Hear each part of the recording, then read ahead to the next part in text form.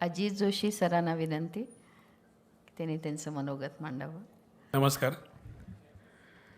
शिक्षण प्रसारक मंडळीचे अध्यक्ष आणि त्यांचे सगळे पदाधिकारी, आमच्या सगळ्यांचे भीष्म पितामह मराठी IAS अधिकाऱ्यांचे IPS अधिकाऱ्यांचे म्हणता येईल असे श्रीनिवास पाटील सर. सर्व्हिसमध्ये आल्यानंतर असा कोणी माणूस नसतो त्यांना श्रीनिवास पाटील साहेब माहीत नसतात आणि विशेष करून महाराष्ट्राच्या बाहेरच्या लोकांना माहीत नाही असं अजिबात होत नाही.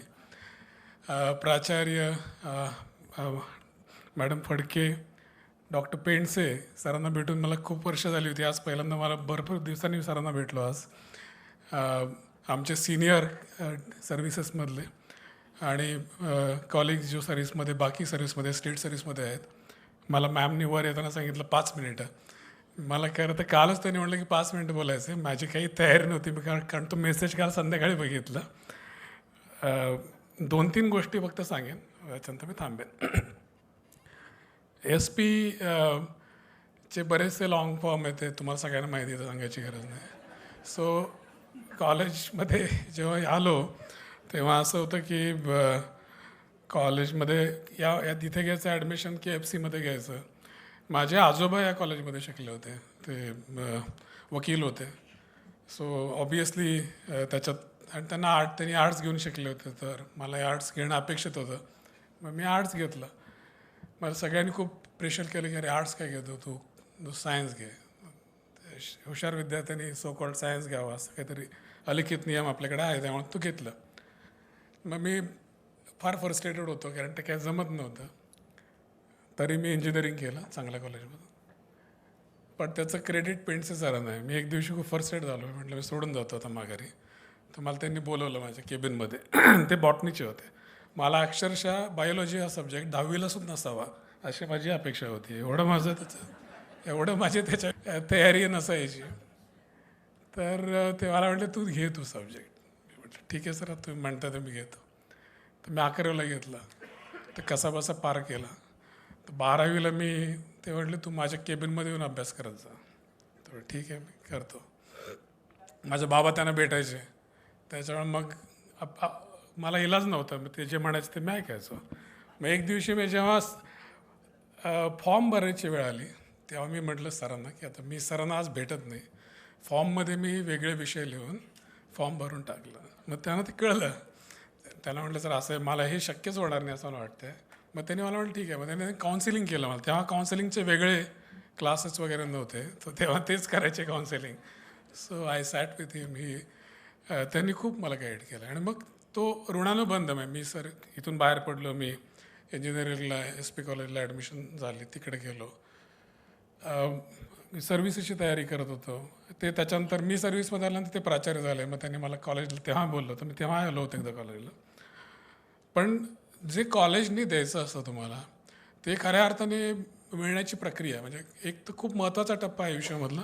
तुम्ही शाळेतून बाहेर येता आणि कॉलेजमध्ये येता. त्यावेळेस सगळेजण जेव्हा बोलतो आम्ही तेव्हा सगळे आम्ही इमोशनल आहोत. याचं कारण असं आहे की हे फार महत्त्वाचं वय होतं आणि त्या वयामध्ये म्हणजे मला अजून ते एक गोष्ट आठवते. मी बऱ्याच जेव्हा आता खूप वर्ष झाली सर्व्हिसमध्ये येऊन, मी 96ला पासआउट झालो 12वीतून. त्याच्यामुळे आणि सर्व्हिसमध्ये आल्यानंतर 2003ला त्याच्यानंतर बऱ्याच ठिकाणी लेक्चर वेळेस ह्याच गोष्टी बोलायचं की काय करायला पाहिजे, काय नाही करायला पाहिजे. पण मला असं वाटतं की एक गुरु तुम्हाला भेटणं गरजेचं असतं. मग तो गुरु तुमचा सर्व्हिसमधला असेल, तुमच्या कॉलेजमधला असेल आणि तो कॉलेजच्या काळात मिळाला तर खूप महत्त्वाचं आहे. आणि तुमचे प्राचार्य झाले काय, तुमचे बाकी इतर लोक झाले कॉलेजचे, हे खऱ्या अर्थाने तुमचे महत्त्वाचे गुरु आहेत. म्हणजे तुमच्यासारख्या सगळ्या गोष्टी आम्ही केल्या, तुम्ही जे आता करताय त्या. ह्या दोन्ही गेटची उंची किती आहे, त्याला रात्री कॉलेजमधून थिएटर बघून पिक्चर बघून आल्यानंतर कसं ओलांडून यायचं. हॉस्टेलच्या गेटवर त्यांनी पूर्वी काटे लावले होते, काटेच्या तारा लावल्या होत्या, त्या कशा लागून यायच्या वगैरे वगैरे असे सगळे स्किल त्या काळात प्राप्त होतातच सगळ्यांना. तर ते सगळे आठवतात तुम्हाला की तुम्ही हे केलेलं आहे आणि हे करायचं असतं, कारण त्याशिवाय तुमची जडणघडण होतच नाही खरं तर मुळात. पण एका अर्थाने ते झाल्यानंतर तुम्हाला काय व्हायचं आहे ह्याची थोडीशी तयारी तुमची असणं गरजेचं आहे. आता नितीन म्हणला तसं सगळ्यांनीच IAS करावं का हवं. म्हणजे आज तुम्ही बोलवलं आहे तेवढा हा विषय मांडणं अपेक्षित नाही आहे मी, पण मुद्दाने मांडतो की this is one of the careers now.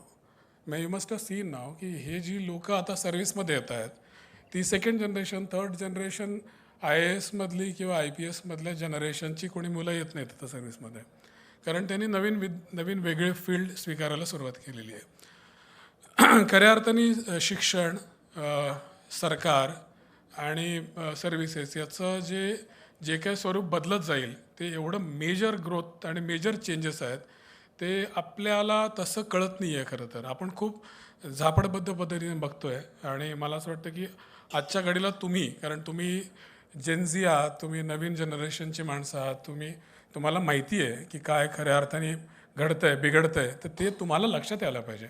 So तुम्ही अगदी आम्ही म्हणतोय म्हणून हे करायच्या मागे लागू नका. तुमचा निर्णय तुम्ही घ्या. कारण मला अजून आठवतं, मी कॉलेजला, इंजिनिअरिंगच्या कॉलेजला हॉस्टेलला असताना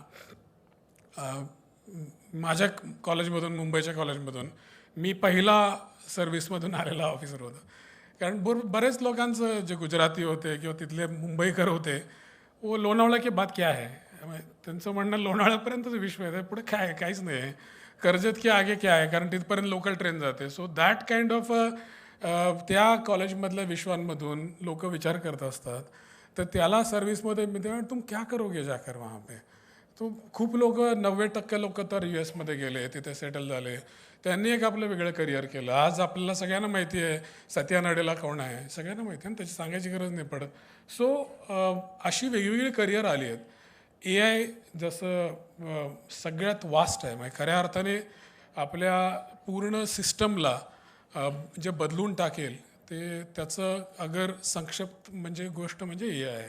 तर त्याला आपण कसं उत्तर देणार आहोत as a bureaucracy, as government, as youth, ते हे तुम्हाला फार बघण्यासारखं, आणि ते तुम्हालाच बघावं लागेल. अजून कोणी सांगणार नाही, कारण ते सांगणारच कोणी नाही आत्ताच्या घडीला. ते स्वतःलाच अनुभवायचं आहे, स्वतःच बघायचं आहे आणि स्वतःच करायचं आहे. सो तुम्ही या सर्व्हिसमध्ये नक्की या. पण हे आला नाही तरीसुद्धा there are other very good options which you should not miss out. मला असं वाटतं की खूप मी कॉलेजच्या बाबतीत सांगत होतं की माझ्या कॉलेजमध्ये इंजिनिअरिंगमध्ये मी एकटा होतो, बाकी सगळ्यांनी कोणी PhD केलं, एक US ला गेला. आम्हाला वाटायचं तरी काय करतो हा, त्यांनी फार काही रुटीनमध्ये काम केलं नाही. पण कोविडमध्ये त्याने एक सॉफ्टवेअर तयार केलं होतं कोविडच्या काळामध्ये, that was acquired bye Facebook for $1 billion. So now $1 billion घेऊन तो बसला आता. सो हे असं म्हणत नाही की फक्त पैसे कमवायला पाहिजेत. माझं म्हणणं आहे की अर्थ अर्जन आणि हे चांगल्या पद्धतीने हे करणं, हे पायस व्यवसाय, हा काही चुकीचा व्यवसाय नाही आहे.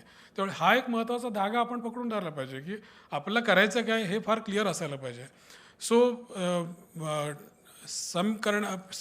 संपवण्याच्या आधी 1-2 गोष्टी फक्त पुटअप करतो की जसं नितीनने बोला की अटक ते कटक, हा खऱ्या अर्थाने अधिकाऱ्यांना जाणवणारा विषय असतो.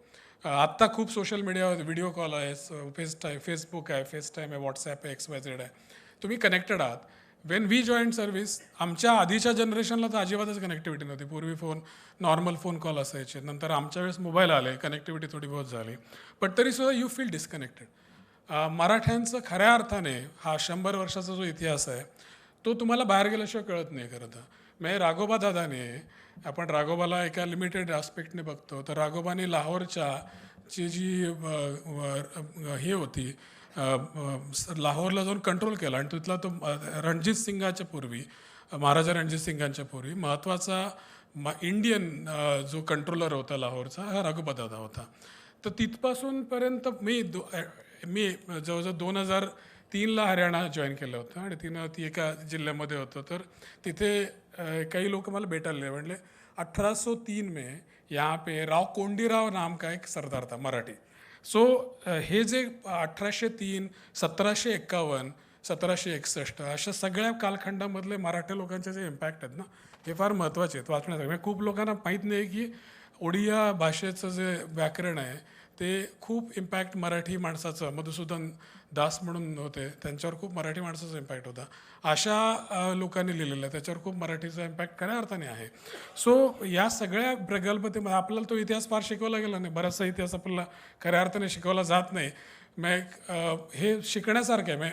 UPSCला हिस्ट्री हा ऑप्शनल घेऊन सुद्धा बऱ्याचशा गोष्टी माहीत नव्हत्या. मी एक आर्टिकल लिहिलं होतं खूप वर्षापूर्वी, मला आठवतं की आणि ते त्यात खूप मी फार असं लिहिलं की RBI was such A important institution की ते दुबई आणि कतरलाच्या करन्सी नोटा छापायच्या. सो नाव रिसेंटली या वर्षाखाली एक पुस्तक आलं सॅम डॅरेम्पलचं, शॅटर्ड लँड म्हणून. आणि that is such A amazing book की 100 वर्षापूर्वीचा इतिहास आपल्याला शिकवला जात नाही. मग आपण 100 वर्षापूर्वी असं म्हणतो की आमच्या कॉलेजच्या बिल्डिंगला 100 वर्ष पूर्ण झाली. 100 वर्षापूर्वी भारताच्या बॉम्बे प्रेसिडेन्सीचा extent was up to Red Sea, Gulf of Aden. एडनमध्ये त्यांनी ब्रिटिश पासपोर्ट दाखवला. त्याच्यामध्ये एक महिलाने, एक ज्युईश महिलाने त्यावेळेस एडनच्या पोर्टवरून जेव्हा ती बाहेर निघाली तेव्हा तिचा पासपोर्ट हा इंडियन होता, because Bombay presidency's extent was up to Aden's. So स्वाभाविकपणे जेव्हा दुबई आणि कतारचा कंट्रोलच बॉम्बे प्रेसिडेन्सी होता, तर RBIचे नोट प्रिंटिंग करण्याचं काम त्यांच्याकडेच येणार होतं. तर ह्या गोष्टींचा खऱ्या अर्थाने पुढचा मागोवा किंवा त्याच्या खऱ्या अर्थाने एक्सपॅन्ड हा तुमच्या जनरेशनपर्यंत पोचायला पाहिजे. कारण नाव classified things will be getting open. 100 वर्षांच्या 80 वर्षाच्या काळानंतर ज्या गोष्टी खऱ्या अर्थाने लपल्या होत्या, दिसत नव्हत्या किंवा माहितीही नव्हत्या, त्या गोष्टी आता तुमच्यापर्यंत यायला सुरुवात होईल. तर we really want to expand your things. म्हणजे तुम्ही नक्की बघून घ्या की खऱ्या अर्थाने फक्त सर्व्हिसमध्ये द्यायचं आहे की अजून काय करायचं आहे आणि अजून काय करण्यासाठी काय काय गोष्टी असू शकतात. पण एक मात्र नक्की आहे की UPSCच्या परीक्षेचा ॲडव्हान्टेज हा नक्की आहे की जर तुम्ही परीक्षा क्लिअर झालात तर तुम्हाला नक्कीच एक चांगलं सर्व्हिस मिळेल. नाही झाला तरीसुद्धा एक सर्वंकष किंवा सर्वांगीण विकास, जो व्यक्तिमत्वाचा विकास होतो, तो करायसाठीचा जो अनुभव आहे तुमचा, तो करायसाठीचा तुमचा जो फायदा आहे, तो होण्यासाठीचा तुमचा जो एक बेस बनतो, तो या सर्व्हिसमुळे नक्की बनेल. त्यामुळे मी म्हणेन की या सर्व्हिसेसची तयारी नक्की करायला हरकत नाही. 15 लाख मुलांमध्ये आपण असालो तरी हरकत नाही. पण आपल्याला काही पोस्ट आपल्यासाठी असू शकतात किंवा त्या पोस्टसाठी आपण तयारी करू शकतो आणि आपल्याला त्याच्यामुळे आपल्या व्यक्तिमत्वाचा विकास करून घेऊ शकतो. अशा अपेक्षांनी आपण या परीक्षेकडे बघावं असं मला वाटतं. SP कॉलेज आम्हाला सगळ्यांनाच खूप जवळचं आहे आणि SP कॉलेजला जेव्हा असं वाटतं की आम्ही काही कॉन्ट्रीब्यूट करावं या व्यवसाय शिक्षण क्रमामध्ये सुद्धा किंवा याच्या व्यतिरिक्तसुद्धा तुम्ही जसं ऑनलाईन क्लासेस करताय किंवा अजून काही मॉड्यूल्स करताय, तर will be very keen to support. त्याच्यामध्ये पार्टिसिपेट पण आम्हाला करायला आवडेल. कारण हा काही ऋणानुबंध 1 दिवसांचा नाही, 2 दिवसांचा नाही किंवा वर्षाचा नाही. हा संपूर्ण आयुष्यभर राहणार आहे की तुम्ही या कॉलेजमधून पासआउट झालात. सो त्यासाठी आमची नक्की तयारी आहे. मला असं वाटतं की आपण मराठी म्हणून, मराठी माणसांचा सगळ्यात मोठा ॲडव्हान्टेज असा आहे की पूर्ण देशाला हिंदी आपण मुंबईमधून शिकवली. मुंबईसाठी राष्ट्रभाषा प्रचारणी सभा जी आली ती काही बाहेरून नाही आली ना, ती महाराष्ट्रातल्या लोकांनी सुरू केली होती आणि ती त्याच्यापेक्षा सगळ्यात मोठा विकास हिंदी पिक्चर्सने केला. त्याचा उगम हा मराठी माणसाने केला होता. मराठी माणसांसाठी नवीन गोष्टी करण्यासाठीचा ॲडव्हान्टेज हा त्यांच्या रक्तामध्ये आहे. तर मला असं वाटतं की तो आपण उपजत आहे, आपल्याला त्याचा फायदा घ्यावा आणि एवढा चांगला कॉलेजचा प्लॅटफॉर्मचा आपण उपयोग करून घ्यावा. मी पुन्हा एकदा आमच्या सगळ्यांच्या वतीने ॲज वेल एज आम्ही जे सगळ्यांनी, जे लोक आज उपस्थित पण नाही राहू शकले, त्या सगळ्यांच्या माध्यमातून सुद्धा मी आपला आभार व्यक्त करतो की पुन्हा तुम्ही याची संधी दिली आम्हाला कॉलेजमध्ये आणि व्हर्च्युअल पद्धतीने at least we will be very keen to get connected with the college. Thank you very much.